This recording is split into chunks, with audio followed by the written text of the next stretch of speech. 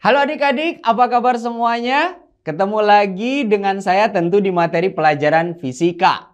Perkenalkan, nama saya adalah Sufajar, saya punya kode inisial SJ. Adik-adikku jangan lupa selalu terapkan formula 3B, yaitu belajar, berlatih, dan bertanding. Adik-adikku, materi apa yang akan saya sampaikan hari ini? Oke, saya akan membawakan materi terkait dengan gaya magnetik. Apa itu gaya magnetik? Adik-adikku coba lihat video di samping kanan saya. Lalu video yang kedua dan video yang ketiga. Dari ketiga video tersebut tentu barang-barang yang kalian lihat itu bukan barang-barang yang asing buat kalian. Bahkan mungkin kalian selalu mempergunakannya setiap hari. Apa hubungannya materi yang akan saya sampaikan dengan barang-barang tadi? Oke, adik-adikku, saya akan membahas sedikit teori tentang gaya magnetik. Seandainya saya punya sebuah kawat. Lalu kawat itu panjangnya L dan dialiri arus I. Kawat itu saya tempatkan pada suatu medan magnet sebesar B yang membentuk sudut sebesar alfa dengan kawat tadi, medan magnetnya. Ternyata dari hubungan antara atau interaksi antara kawat berarus dengan medan magnet itu menghasilkan suatu gaya yang disebut dengan gaya Lorentz. Dilambangkan atau dituliskan, diberikan tanda bahwa gaya Lorentz pada kawat tadi adalah tandanya silang atau cross. Nanti saya jelaskan apa itu cross. Karena gaya magnetik itu merupakan besaran vektor, dia punya nilai dan punya arah. Nilainya ditentukan oleh rumus yang saya tampilkan, yaitu FL atau gaya Lorentz itu sama dengan B dikalikan I dikalikan dengan L dikalikan dengan sin alfa. F-nya tentu gaya, lalu B-nya itu adalah medan magnetnya, lalu I-nya itu adalah arus, L-nya panjang kawat, dan alfa adalah sudut yang dibentuk antara I ya dengan B. Kesimpulannya apa? Bahwa gaya Lorentz itu muncul akibat interaksi antara arus pada suatu penghantar I ya dengan medan magnet B. Maka muncullah gaya magnetik atau sering disebut dengan gaya Lorentz.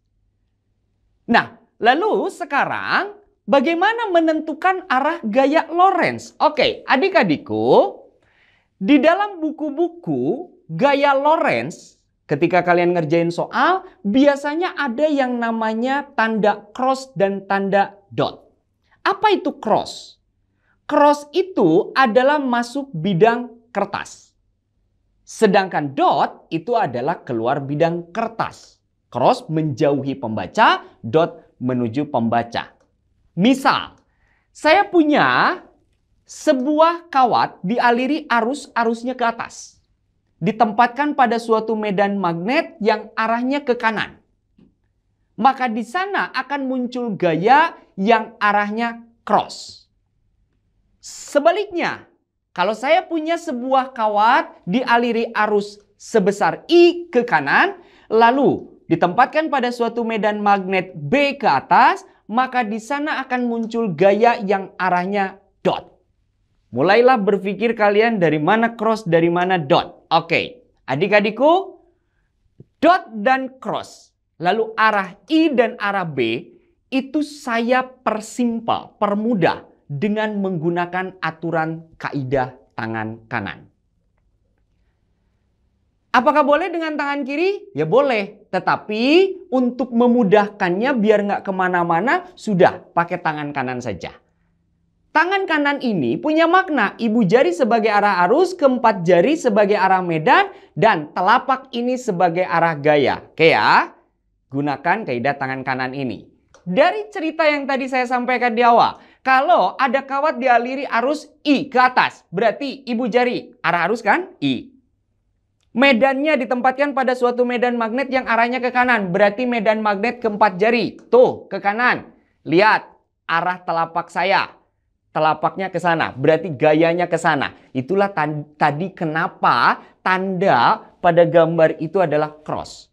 Arah gaya masuk. Cross itu tadi artinya apa? Masuk bidang kertas. atau menjauhi pembaca. Gambar yang kedua apa? Arusnya yang ke kanan, medan magnetnya yang ke atas, berarti gayanya ke depan. Berarti tandanya itu adalah dot. Jadi ngerti ya, makna cross, makna dot, lalu arah arus dan arah B semuanya ditentukan oleh kaidah tangan kanan.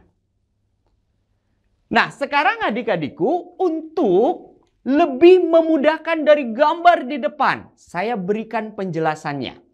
Tadi ada kawat dialiri arus. Arusnya ke atas, oke ya. Medan magnetnya ditempatkan ke kanan. Pak, ada sudut sebesar alfa. Oke.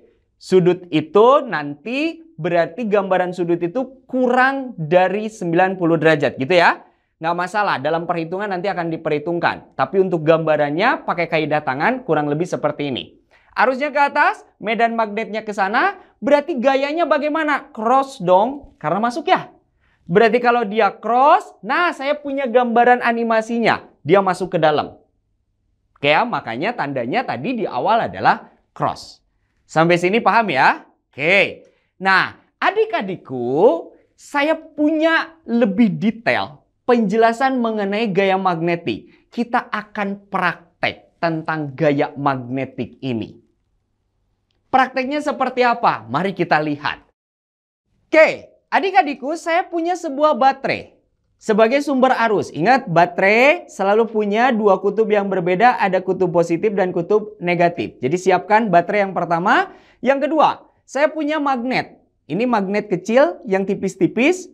Lalu saya hubungkan dengan beberapa magnet, jadi ditempelkan ya. Jadi seperti tebal seperti ini. Kalau magnet yang satuan yang lebih besar, no problem, silakan. Magnet juga selalu punya dua kutub yang berbeda, kutub utara dan selatan. Dalam kasus ini atau dalam praktek kita ini kutub utaranya dan ini kutub selatannya. Oke, ini kutub utara, kutub selatan. Setiap magnet punya garis-garis medan magnet yang arahnya keluar dari utara masuk ke selatan. Jadi ini sebenarnya ada garis-garis medan magnet. Ya, nah lalu ada kawat di sini. Saya siapkan. Tujuannya apa? Menghantarkan arus listrik dari sumber arus ini. Oke ya. Bagaimana prakteknya? Adik-adikku, saya tempelkan kutub negatif ini ke kutub utaranya dari magnet. Kita buktikan melalui kawat ini saya masukkan. Kalau kawatnya bergerak, maka di sana muncul gaya magnetik. Oke ya. Coba kita lihat. Ternyata apa yang terjadi? Kawat ini bergerak. Nah, dalam percobaan ini biasanya, umumnya, percobaan ini dinamakan dengan percobaan homopolar motor. Nah, adik-adikku, bagaimana cara melihat dari gaya magnetik ini? Coba kalian lihat ilustrasi di samping kanan saya. Oke, ingat, ada arus yang muncul dari apa? Dari kutub positif ke kutub negatif. Dia mengalir melalui penghantar. Ingat, dari kutub positif. Kutub positif disebut dengan potensial tinggi ke potensial rendah. Tuh mengalir. Lalu dia mengenai medan magnet. Kawat ini yang dibawa mengenai medan magnet. Tadi medan magnetnya keluar dari utara masuk ke selatan. Jadi dia mengenai. Ini gambaran ilustrasinya ya ada di sebelah sini. Bagaimana arah gaya? Oke, kita lihat. Kaidah tangan kanan apa? Ibu jari sebagai arah arus, keempat jari sebagai arah medan, dan telapak ini arah gaya. Nah, tadi arusnya ke bawah, berarti arusnya ke bawah. Ya, medannya kemana? Keluar kan? Dari utara yang di atas ke selatan. Ah, berarti kurang lebih gambarannya seperti ini. Nah, di sebelah sini arah medan di sini. Kalau dari sebelah atas ini arah medan ke sana, sebelah sini gini, gini, gini. Lihat arah gaya. Arah gaya telapak saya adalah ke sini. Berarti muter terus sehingga arah gerak dari kawat ini adalah bergerak searah jarum jam. Karena ini nih. Terbayang ya? Terbayang. Pertanyaan yang muncul, Pak, bisakah arah gerak kawatnya dibalik? Bisa. Bagaimana cara menentukannya? Oke, saya akan balikan. Cara membalikannya adalah si baterai ini kutub positifnya balik ke bawah. Maka yang di atas kutub negatif. Kan gitu ya? Masukkan kawatnya, kita buktikan. Seharusnya dia berbalik arah. Oke. Berbalik arah. Menjadi berlawanan jarum jam. Kenapa bisa seperti itu? Kaidah tangan kanan lagi. Karena positifnya di bawah, potensial tingginya di bawah, ya, yang rendahnya di atas. Nah, seolah-olah berarti arusnya mengalir dari bawah ke atas. Berarti arah arus ke sini. Oke. Arah medan keluar tadi, tuh keluar. Berarti ke sini, arah gaya berarti ke sana ya. Tuh gini. Ah, berputar terus. Sehingga yang menyebabkan dia berputar berlawanan jarum jam itu adalah konsep dari arah-arah ini. Ilustrasinya ada ya, kalian bisa lihat lebih jelasnya. Apa hubungannya praktek yang saya lakukan ini dengan alat-alat tadi di depan? Ada yang namanya kipas angin, blender, hair dryer. Ternyata konsep-konsep pada alat-alat tadi itu konsep dasar sederhananya dari sini. Makanya ketika mencolok atau menghubungkan terhadap sumber arus pada blender atau kipas angin, arusnya masuk. Di dalamnya ada medan magnetnya, adik-adikku. Jadi ada medan magnet, ada kawat yang berarus, itu sederhananya ya. Sehingga menggerakkan dari kipas itu yang dihubungkan dengan rangkaian ini. Jadi menggerakkan dari kipas itu akibat dari konsep ini. Tentu di dalamnya ada medan magnetnya, ada kawat yang berarusnya. Oke ya?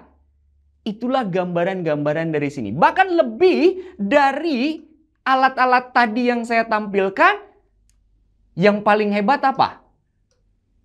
Kendaraan listrik pun konsep dasarnya dari peristiwa gaya magnetik ini. Nah, adik-adikku, dari gambaran ini, dari cerita yang saya sampaikan ini, baik itu secara teori maupun secara praktek, memberikan gambaran kepada kalian tentang gaya magnetik itu seperti apa, dan dalam kehidupan sehari-hari kita bisa menemukannya dengan mudah dari kejadian-kejadian gaya magnetik. Adik-adikku, terima kasih, selalu semangat dan sukses bersama Ganesha Operation.